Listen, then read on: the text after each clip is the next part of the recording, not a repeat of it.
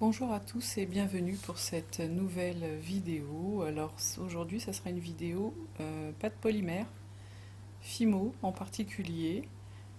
Donc je vais vous montrer ce que je devais vous montrer déjà depuis un moment, donc mes tests encore avec ma gel presse. Donc là j'étale de la peinture acrylique noire avec un rouleau.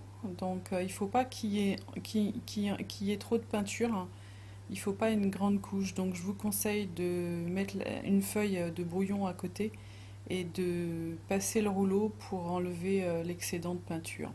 Ensuite, là, je prends une photocopie normale, alors avec une imprimante laser, pas une encre liquide. Donc là, c'est une encre poudre. Donc vous voyez, on a la photocopie qui s'imprime sur la pâte polymère. Alors plus vous allez laisser la page, moins vous allez pouvoir imprimer quelque chose. Il faut vraiment laisser la, la- la feuille quelques secondes, hein, pas plus. Parce que vous voyez, là j'ai arraché un morceau, parce que j'ai laissé trop longtemps. Et vous voyez, on voit la forêt en noir et blanc. C'est super comme technique, j'aime beaucoup cette technique. Et on peut obtenir vraiment des effets très intéressants sur la polymère. Donc là, je vous montre des tests, hein. Là, vraiment, c'est du lâcher prise avec cette technique, j'aime beaucoup.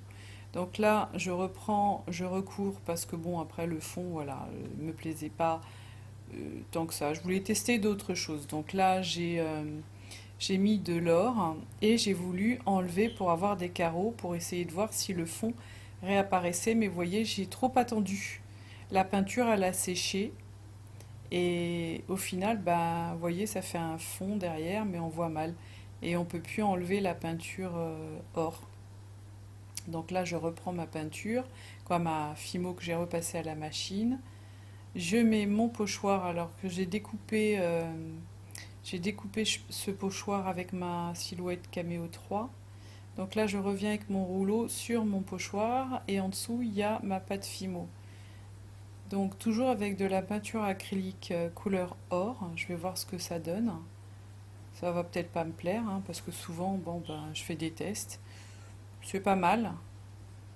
Donc vous voyez, je fais des tests. Et là, je vais essayer, encore une fois, je vais essayer une photocopie pour voir si ça prend sur la peinture or. Alors, je vous conseille de ne pas attendre trop longtemps parce que c'est vrai que la peinture acrylique sèche très vite et puis là il faisait très chaud au moment où j'ai fait ça. Donc vous voyez, hop, alors le couleur or est passé sur mon papier mais rien sur ma pâte polymère. Donc effectivement, je vais repasser du noir pour recouvrir le tout. Voilà, on voit quand même les carrés. Et là, je reviens mettre ma feuille pour enlever une partie, pour avoir quand même une texture. Voilà. Comme je vous dis, hein, je sais pas ce que ça va donner vraiment, et je garde que ce qui me plaît, mais je m'amuse avec mes couleurs. Là, j'ai placé donc une photocopie, un texte, et là, vous voyez, c'est resté. Donc j'ai quelques écritures qui apparaissent. Sachant que j'avais pas mis le texte à l'envers, donc du coup, ben, c'est à l'envers sur mon. Mais bon, ça fait un effet un peu de mur vieilli. Alors vous savez que j'aime bien rajouter toujours ma petite touche brillante, hein. Ça, c'est la touche Nadia Air, hein, chez les chevilles qui enflent. Mais voilà, j'aime bien cette petite touche,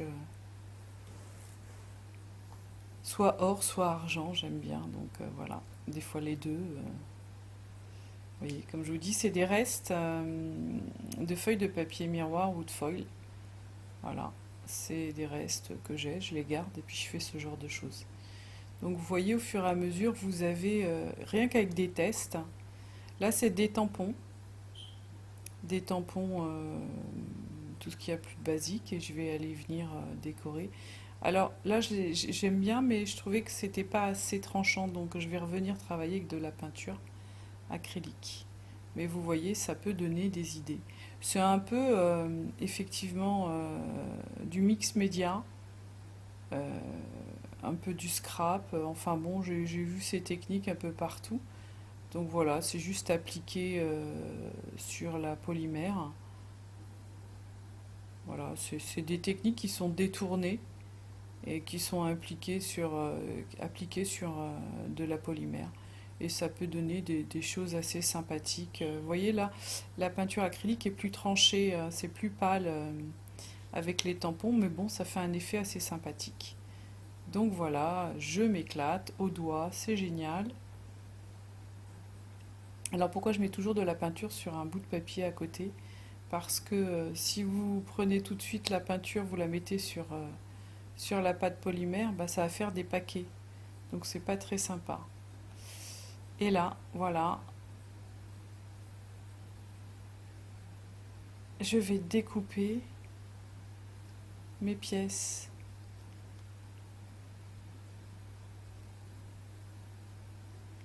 Voilà, regardez le détail. C'est assez sympa, ça fait un peu un vieux mur, j'aime bien. Donc voilà. Voilà pour ce tuto. Je reviens mettre des feuilles parce que j'avais quand même, avec la peinture, je suis passée par-dessus. Donc effectivement, voilà mes emporte-pièces que j'ai modélisées moi-même. La forme est modélisée sur Fusion 360 et j'ai imprimé mes cutters sur mon imprimante 3D filaire Ander 3 V2 donc de chez Creality. Et donc j'ai mes propres formes et je vous montrerai les boucles d'oreilles terminées. Là j'en suis à la couche de résine de finition. Je vous montrerai aussi le montage, mais là je voulais vous montrer comment réaliser cette texture sur de la pâte polymère blanche. Voilà, après vous pouvez vraiment faire des pièces uniques. Vous faites ce que vous voulez quand vous voulez.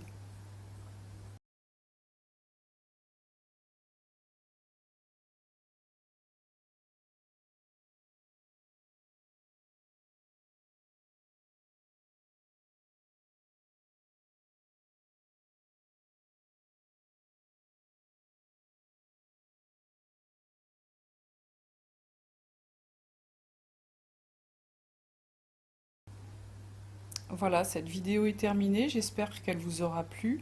Il y aura d'autres vidéos sur cette technique parce que c'est un lâcher-prise impressionnant. Donc il vous reste à cuire votre pâte polymère en fonction des indications du fabricant. Je vous dis à bientôt pour d'autres vidéos. Au revoir.